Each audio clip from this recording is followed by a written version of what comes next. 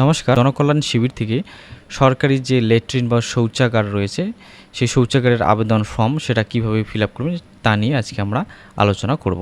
তো দেখতে পাচ্ছেন ফর্মটা যদি আপনি দেখেন সেক্ষেত্রে প্রথমেই লেখা থাকবে application format for construction of individual house hold latrine, এবং নিচে আসলে দেখতে পারবেন বাঁদিকে দেওয়া রয়েছে ডেট। তো এখানে যে ডেটে আপনি ফর্মটি জমা করবেন সেই ডেটটি বসিয়ে দেবেন, এবং ডেটটি বসিয়ে দেওয়া হয়ে গেলে বাঁ দিকে দেখতে পারবেন প্রথমে ব্লক ডেভেলপমেন্ট অফিসার, এবং এখানে একটা ব্ল্যাঙ্ক রয়েছে, তারপরে ব্লক। তো এই ব্ল্যাঙ্কে আপনার যে ব্লক রয়েছে সেই ব্লকের নাম এখানে লিখে দেবেন, এবং তার নিচে দেখতে পাচ্ছেন এই যে ফাঁকা জায়গা, এখানে ডিস্ট্রিক্টের নাম অর্থাৎ জেলার নাম লিখে দেবেন। তারপরে নিচে আসলে দেখতে পারবেন এখানে ডিটেলসে কিছু লেখা রয়েছে, এটা চাইলে আপনি পড়ে নিতে পারেন। এবং ঠিক তার নিচে আসলে দেখতে পারবেন যে নেম অ্যাজ পার আধার, অর্থাৎ আবেদন যিনি করছেন তার আধার কার্ডের যে নামের বানান রয়েছে সেই অনুসারে এখানে তার নাম লিখে দেবেন। এবং ঠিক তার নিচে দেখতে পাচ্ছেন অ্যাড্রেস। তো আবেদনকারী ব্যক্তির যে অ্যাড্রেস রয়েছে একদম সম্পূর্ণ অ্যাড্রেস, গ্রাম, পোস্ট অফিস, থানা, জেলা, পিন সব ডিটেলস এখানে লিখে দেবেন। এবং তারপরে নিচে আসলে দেখতে পাচ্ছেন আধার নাম্বার, এখানে আবেদনকারী ব্যক্তির আধার নাম্বার এখানে লিখে দেবেন। তারপরে দেখতে পাচ্ছেন আবেদনকারী ব্যক্তির মোবাইল নাম্বার, এখানে একটা চালু মোবাইল নাম্বার দেবেন। তারপরে ইপিক নাম্বার অর্থাৎ ভোটার কার্ড নাম্বার, আবেদনকারী ব্যক্তির যে ভোটার কার্ড রয়েছে সেই ভোটার কার্ড নাম্বারটি এখানে দেখে লিখে দেবেন। তারপরে দেখতে পাচ্ছেন আপনার পাড়া কিংবা মহল্লার নাম এখানে লিখে দেবেন। এরপর ভিলেজ অর্থাৎ গ্রামের নাম এখানে লিখে দেবেন। তারপর জিপি বা গ্রাম পঞ্চায়েতের নাম এখানে লিখে দেবেন। এরপর দেখতে পাচ্ছেন ব্লক, তো এখানে আবেদনকারী ব্যক্তির ব্লকের নাম এখানে লিখে দেবেন। তারপর ডিস্ট্রিক্ট অর্থাৎ এখানে জেলার নাম লিখে দেবেন।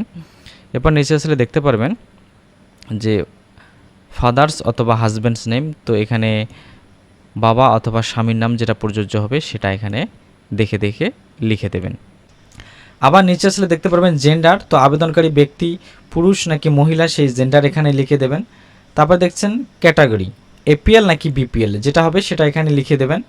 তারপর যদি বিপিএল হয় সেই বিপিএলের যে সাব ক্যাটাগরি এসসি এসটি নাকি জেনারেল সেটা এখানে লিখে দেবেন। আবার যদি এপিএল হয় সেক্ষেত্রে তার যে সাব ক্যাটাগরি এসসি এসটি অথবা পার্সন উইথ ডিসেবিলিটি অর্থাৎ পিডাব্লিউডি বা হ্যান্ডিক্যাপড।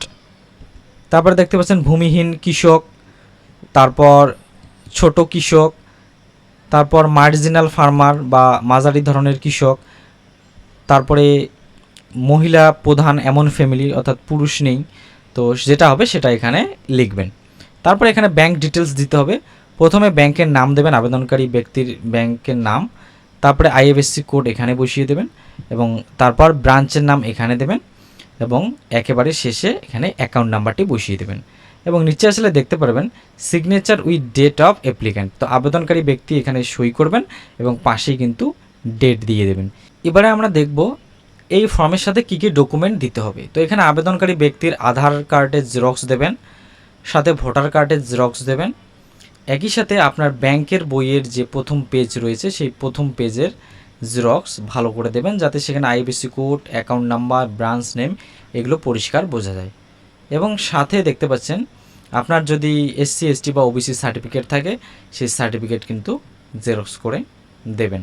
ভিডিওটি ভালো লাগলে অবশ্যই চ্যানেলটিকে সাবস্ক্রাইব করে পাশে থাকবেন।